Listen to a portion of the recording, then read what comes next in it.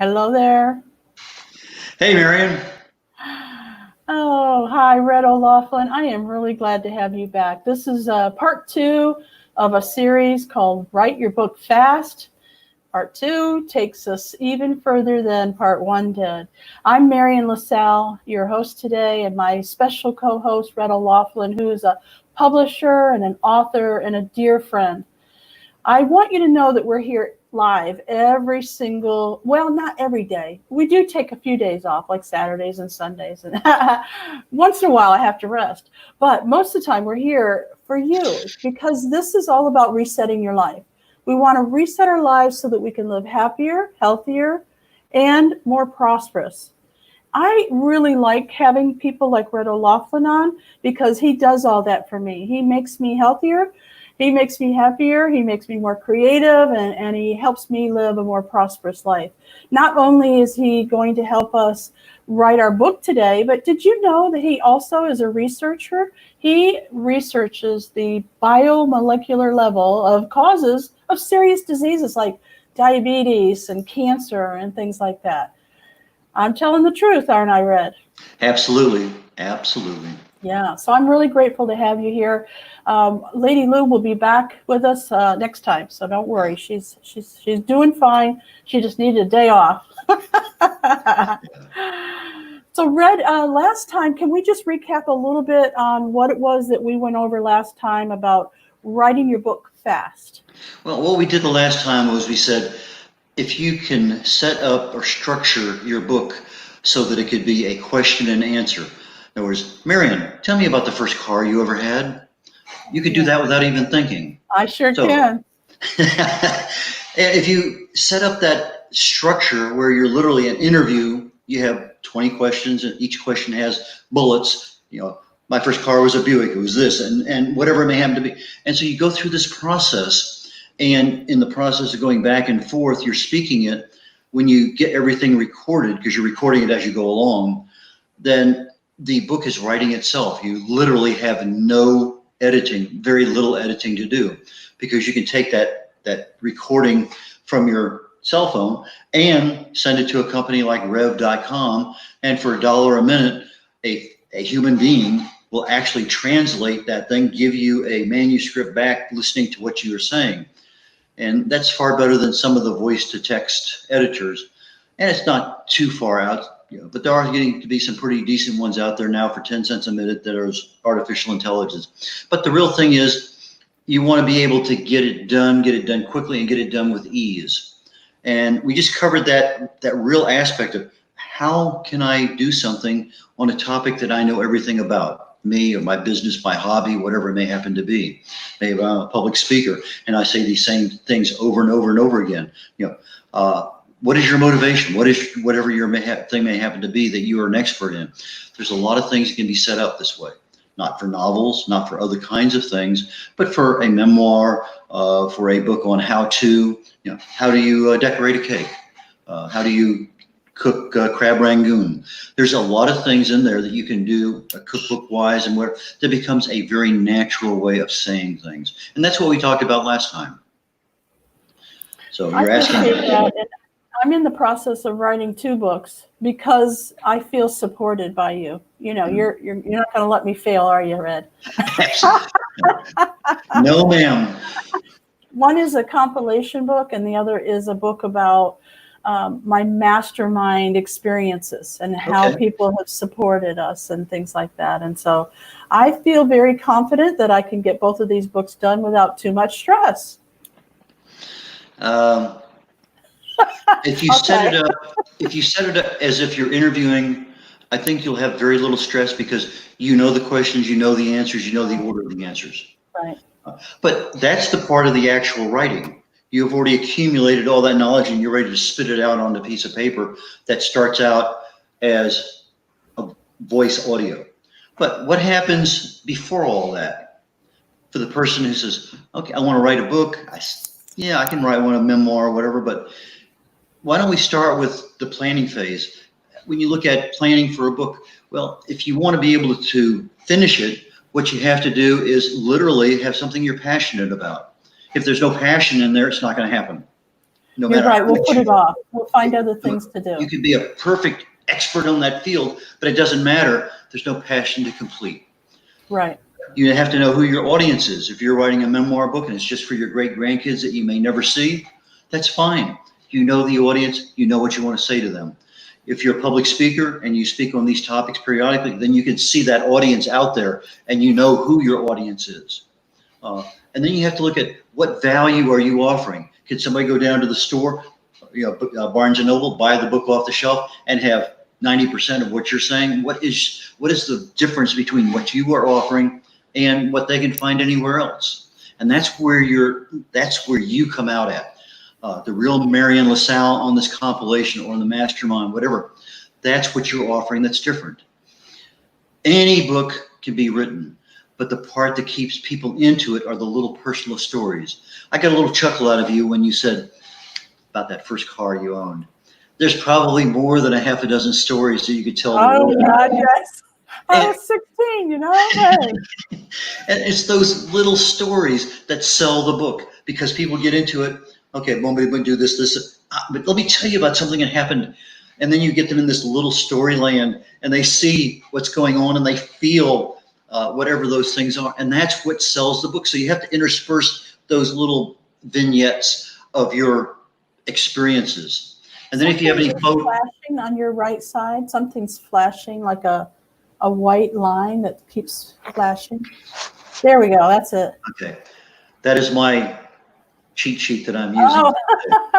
And may I say also that if anybody wants my outline, it's a 3-page outline, single-spaced on Word document. My website, my red@redlaughlin.com, email flashes through there periodically.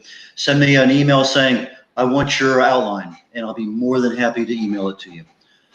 But if you have any photos from that first car or whatever you're doing, that is it something you want in the book? Maybe, maybe not, but it's something that can go there. Now, if you have other people in the book, you really need their releases. I've published a book for a woman, like 79 photos in there, and she got releases, but she didn't put her son in there, believe that or not, because they were having this argument, and she knew she would never get his permission. So she left him out. Yeah, it is what it is. If you're publishing a book to make money, and this is a how-to book or whatever it may happen to be, now you need to do some serious research before you get started. Who are the top authors in your field? What do they write about? Go look at their table of contents. Look at the covers of their books. Look at the things that make them successful. Look at their websites. Do they have an email list that you can subscribe to? Do they have a Twitter feed? Do they have a Facebook page?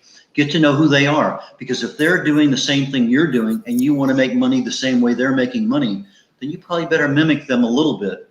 You can't copyright a title of a book. I find that fascinating. Let's talk about that for just a minute. And by the way, I want to say hi to Kyle Downs. He's in the audience and he's waving. Hi, Kyle.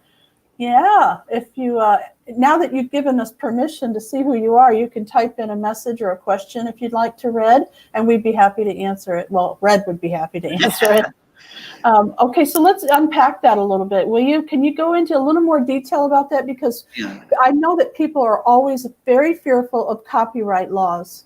Yeah, I have not gone into the copyright law. When I took a presentation on writing a long time ago, they were very explicit. You cannot copyright certain things have to be copyrighted. That's why there's a copyright in the very front of the book. It says copyright Marian, LaSalle 2020. And that gives you the intellectual property rights to the content of that book. And you can say no reproduction up. There's the standard dribble that goes with all that stuff. But the title of your book, if you want to write a book, Think and Grow Rich, there's nothing stopping you. That's unbelievable. Do people take advantage of that, Red? What's that? Do people take advantage of that? Oh, yeah. I mean, I say Think and Grow Rich for, and you just put whatever category of people that you want to put in there. But yes, there are people that take advantage of that. I wrote a book that I copied from someone. Failure's not a what? Failure's not an option. Yeah, the head guy at NASA, and he wrote probably a marvelous book on failure is not an option about the NASA program. And I just love that book. I love the title. So I wrote a book, same title, and I dedicated it to everyone at NASA. But I'm looking at it not from the NASA history of their failure is not an option, but from your psychological mindset of being able to use similar things that NASA did in order to make your life not a failure. And so I thought it was very appropriate. And I gave credit at the front of the book to the fact that that's where I got that thing at. So that's wonderful. So for those of you who want to write a book and you're trying to search for a name, just come up with the best name for you and don't worry about it, because there's no rules, laws, or there's nothing that's going to stop you from whatever title what you want to use. So now I want to make sure that people understand there's a difference between a title and the contents of the book. So absolutely. You can't just take somebody's content and put it in your book. That's a no-no. The only thing you can put in that you can copy is the title on the outside of the cover. Now, if you take their words, like, in other words, I do a lot of research. I write a lot on COVID-19 and stuff like that. And I'll go grab something from this database, an article from there, something from over here. And I'll put those together and I'll have maybe 20 pages of information, and I'll go down and I'll organize it. Okay, in this paragraph, there's 2 sentences in there that catch my attention. I will take those 2 sentences out and I'll restructure and put those into my own words, but make sure I capture the content, because the content is what the value is to the person. But that content showed up over here, it was kind of emphasized over here, but when it comes out, it's in my own words. And so long as I have nothing that's remotely greater than 25%, even if I use their exact same sentences, it's not more than 25%, then I don't have any problem with copyright. Because a lot of people say the same things the same way. It's very difficult sometimes to say, coronavirus is terrible. Oh, sorry about that. I always forget to turn my phone off. And I told you at the beginning, I turned my phone off just so I wouldn't have that. I know, it was me. Yeah, but if you're going to do this for money, to make money, you need to know who your competition is. That's why you need to know who are the authors, who are the books, what are they, what are their titles. I start out a lot of times with this title, and by the time I get done, I have a totally different title. You know, my best-selling book last year, The Joy of Ageless Health, I had 3 different titles before that before I never even knew that I was going to end up with The Joy of Ageless Health. So things change. Don't think you have to stay with something. Yes. Yeah, but you can write part 2, just like we did part 2 on this today. We did part 2. You can do the same thing with a book, like a trilogy or a series, right? Right. You may have more than one book, depending on how much you want to cover. You know, if I'm going to do a book on my life, I'm going to have a military book, I'm going to have a personal book, and I have my business book, because all 3 are enough to capture 200 pages in a book easily or more. So why not? Why put everything into a 600-page book that nobody's going to read? Right. If you have a book, the ideal is probably around 140 pages to 160 pages. That's going to give you a nice size book. It's going to give you the things you need. And for most people, that's kind of what they shoot for. If you're going to do an audio book, it doesn't take very long to do much from there. That's kind of a nice goal. So set that as your goal. We can adjust the margins. We can adjust the size of the font, type of font. So if you end up with 100 pages, we can probably get to 140. I get a lot of books coming in from my clients that are around 80 pages. And to get a spine on the back of your book, you need 104 pages. So we figure out a way to get 104 pages. That way they get a spine and everyone's happy. But again, when you're looking at a book for sale to make money on, you need a lot of things that you need to research up front. You may have the book written in your head. Let's go into that just a little bit. I know I'm sidetracking you, but I think it's important for everyone to understand. So, like, this is a little booklet, I guess you call that. It probably doesn't have an ISBN number, but it's made so that you have quotes and you have lines where you can write things and things like. I don't think you have to have 104 pages for that, because there's no spine, right? This is not a spine. It's just something you can print at the printer. You know Brian Bearden, don't you? I do. Brian Bearden has a 4x4, 4.5 by 4.5 inch book, about the size of a CD, 60 pages.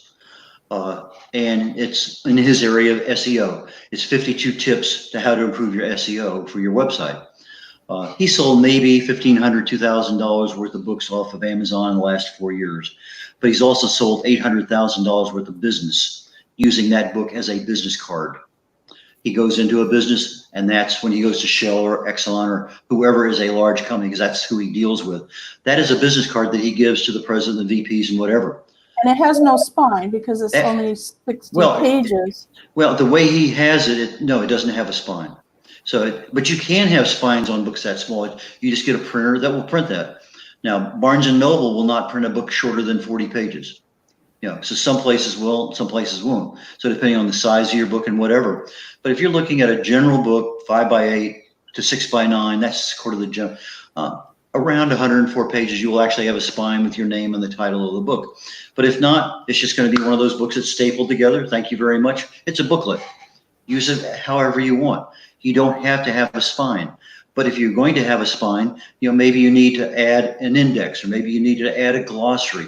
Maybe you need to add some other information that will be helpful for the, maybe 5 pages of your next book. I mean, there's a lot of ways to get an extra 10 or 15 or 20 pages if you happen to have. Now, I happen to be using this thing right here as my guide for today. And in process of doing that, if you take 8.5 by 11, single spaced, and I have 40 pages of that kind of writing already done, well, that's a 80-page book. When you fold this thing in half, that becomes a 6x9 book, 5.5 by 8.5 book. So take a look at how much you have written, and that tells you pretty close to how much you actually have. Now, if I want to increase a little bit between the sentences, or a little bit between the paragraphs, or increase, most of my audience are baby boomers. So I go with a 14 to 16 font, depending on my topic. And so that's what I need to look at. Other people, they stay with the 12 because that's the standard. But if your audience, that's why you have to know your audience, is somebody, the geriatric set, baby boomers for me, I want to make sure they can read the book easily. So this is why you told us you need planning time. You need planning time to figure out who your audience is, how big you want your book to be, what you want to say in that book, whether it's going to be 1, 2, or 3, or a series. These are all things that go into the planning, and you have something that you're going to send us if we contact you, right? And correct. Your email address is down at the bottom. It's red@redolaughlin.com. I'm going to spell it for those people that are on the podcast right now and are driving. We do not want you to pull over. It's red, R-E-D, at redolaughlin, OLAUGHLIN.com. And so you can just send Red an email, and he'll send you that cheat sheet that he has. Yeah, and you can tell my Red here. He really is Red O'Laughlin. Well, in my family, 9 out of 11 are redhead. And so, there's Daddy Red, there's Baby Red, Little Red, Red. And so as I'm growing up, you kind of change. My son was Baby Red, then Little Red, then Red. But he doesn't have red hair. But he was named Baby Red when he was born. Now my daughter has red hair, but she never went by the name Red. So, but anyway, yeah, the planning is the biggest thing. And even when you're doing your planning for your questions for an interview, you really need to spend maybe a month or two. What are the things that are important in my life that I want to share? What are the things that are important in my hobby that other people really need to know, that if you do this, you're going to see success? What are the things that I really talk about in 5 or 6 different presentations that if I were to put them into one book, it really makes that particular presentation sing? So those are the things you think about. And okay, here is the question, and then there are the bullets. Here's another, each question becomes a chapter. The bullets become the subchapters. And that's the part, that's the content. But that doesn't have anything to do with the marketing and the sale of the book down the road. The upfront part is, who else has already published a book? They haven't published a book on your memoir because they don't know who you are. But if you're doing a book about your consulting business, a book about your mastermind business, what is it that you're really covering that others people don't? And that's why I say you really need to go and do some research up front. Look at the categories the people have. How many pages? What does a cover book look like? Their table of contents, the price, the cover art. I mean, there's just so many things. Look at the back of the cover. And when you pick up a book, generally speaking, you look at the cover. And if it captures your attention 3 to 5 seconds, you may turn the book over. And you may actually spend 10, 12 seconds reading the back of the book. And if you do that and you still have interest, now you're maybe invested 20 seconds of your life into this thing you've never seen before. You open it up and you look at the table of contents. And now you're going to go down this table of contents and you may spend 30 seconds and you may actually, okay, I want to know what that's about. And you, okay, page 87, and you open. That's where you sell your books, because people want to know. So you got to capture them with the front cover. You got to capture them again with the back cover. Then you got to capture and really sink the hooks in with the table of contents. That's why it's important to know the table of contents in every one of the top 10 books in the field that you want to do. What categories do they use? You know, if I publish a book on health and wellness, I have 1 million people publishing books in that. But if I'm publishing a book on mental health, specializing in geriatric diseases, you know, then I want a category that I can stand out in that little niche. I want to know what keywords they are putting out. How, you know, I look at their reviews. What are the keywords in their reviews that I want to use myself? Because I want a subtitle that can capture people when they have no idea you exist. So they type into Google and they have some keywords there. Cake decorating, whatever it may happen to be. I want to know something. So your title may be, you know, the Super Secrets of Cake Decorating by Marian, LaSalle. But oh yeah, that's going to be written real soon. Yeah, but if you have the subtitle about how to do this and this and this, and those three thises are keywords that people want to know, that's how you start being able to get. So you, on your cover, if you can get a keyword in the title and 3 or 4 or 5 keywords in the subtitle, that's where things really begin to happen. Because now okay, fine, that's what that book's about. Now I can go ahead and actually, you know, that's enough for me to pick the book up. And if they don't have that, they're not going to pick the book up. So that's why you need to have that serious understanding of who else is out there, what do they offer, why is my book different. If you know that on the front end, then the book writing that you're doing, you're going to concentrate on those things that they don't know about. And that's where you're offering value. And when you offer value, you can increase your price. Ah, there you go. So if you know their book is selling for $14.99, it's 130 pages, and it's a 6x9, maybe you come out with a 5x8, which is not the same size, but certainly acceptable, something that doesn't look as generic as everything. You know how their cover art of the top 3 books look. You send those through, you know, I use Fiverr.com. I send 3 books saying, I want my cover to look like this. Use these things as your guide for your design. Now I have a book that looks similar to theirs, similar font, similar colors, whatever it may happen to be. And now I'm intruding into their world that they spent a lot of money in trying to come up with the best. So why not steal shamelessly on the things that you can steal?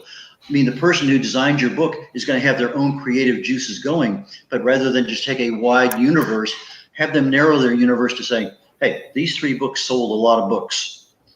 They got a lot of reviews. There's something about the cover that captures somebody. I want that same capture. Think about it. You give me something. Don't copy them, but copy the impression that they give you.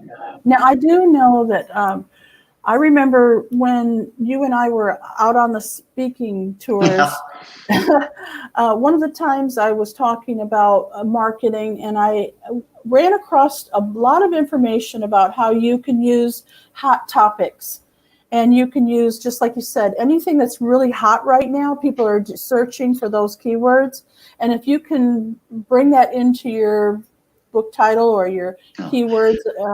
Perfect example is COVID-19. You know, before April came around, there must have been 40 books out there available on, you know, ebooks, 25, 40-page ebooks on COVID-19 before we even knew anything about it. They went out there and they captured the world before anybody else had a chance to do something. So if you have something that's happening that you could take advantage of, that you know something about, maybe it's only 25 pages and it's an ebook. It doesn't have to be something out there that you're doing 130 pages on. So it just may be something you have enough knowledge on that says, hey, you do this and this will happen. And on the COVID-19, before we even knew what it was, there was books out there on it. Yeah, I mean, I've probably written about 40, 50 articles already on COVID-19 because I research why things are doing what they're doing, and what are the things they're not telling you. Okay, I got 150,000 new cases in Texas yesterday. Well, that's a lot of cases, but how many people actually ended up going to the hospital? How many people actually ended up dying?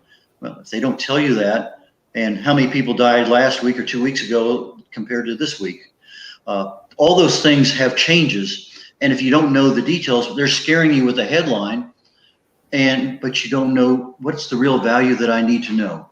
Right. And that's where things come in. And that's when I go in and I start looking. I'll pull up the Texas Medical Center. I'll look at their database. I'll look at how many ICU beds they have for phase 1, 2, 3. Where are they at? We have 1,000, 1,300 ICU patients in the Houston area. We still have 1,000 ICU beds that can be surged. That's without even putting a crimp in the elective surgery. I want the audience to know that you write a blog almost every day. I do write a blog every day. And it's been going on for a long, long time. Every day this year. I want you to be able to go to redolaughlin.com and sign up for his newsletter, because every day I get a notification and I read it, because I know you heard how Red researches things. He doesn't just take the word for the headline that scares you. He goes in and looks at 10 different websites that are all talking about it, and then he comes up with his own ideas. So feel free to sign up for his newsletter. I think you're going to really like it. I know most people don't want to get an email every day, but this one is worth it. Red, you really do have a great way of writing, and you write about the hot topics, what we're really interested in. Well, we have, about 3 minutes left on today's thing. So maybe we might open for questions, and my other 2 pages of notes we can use for part 3 and part 4 if we ever decide to go down that road. Yes. Does anybody in the audience have another question for Red? If not, I'll come up with one. Okay, but Marian, you mentioned something about marketing hot topics. Yes. Very important. When you start researching your book, you need to start your marketing program at the same time. When your fingers touch those keypads, you need to be marketing your book. You can't wait till the book is finished, it's in your hand, and okay, now I need to market it. That's too late. You want to have those dollars coming in when the book is there. You want people to buy that book when it's available. So you need to start your marketing program. I'll be one of the first people to admit I don't have the marketing skills. I have writing skills, publishing skills, other skills, but I do not have, but I know people who do. So if I need to go to somebody like Sandy Lawrence, for instance, to get my public relations done, my press releases, whatever it may happen to be, I need an email list. Maybe I go to Marian LaSalle for my email list. I need help on the things that I don't know how to do. And that's where you start that early. So by the time you get down to, okay, we're ready to go to press on next Tuesday, you're letting everybody in the world know next Tuesday your book's coming out. I need reviews, I need whatever. So you can't wait until that time happens. If you want to be a best-selling author, there are things you need to do for that also. But anyway, you can't let all go to the end. Go ahead, Marian, what are our questions? Well, we don't have any more questions from the audience, but I do want to tell everyone about Red's books. So he has a book called Longevity Secrets for Healthy Aging. He also has The Joy of Ageless Health, and No Matter What You Do, You Can Do It. And so you can buy all these books at Amazon, and I think that he has a little experience here, don't y'all? Mm-hmm. Yeah, he's really put his heart and soul into it, and that's what I appreciate about you, Red. You really do research and put your heart and soul into everything that you write. Yeah. On my Joy of Ageless Health, I have a half a dozen things in there that will really keep you healthy as you age.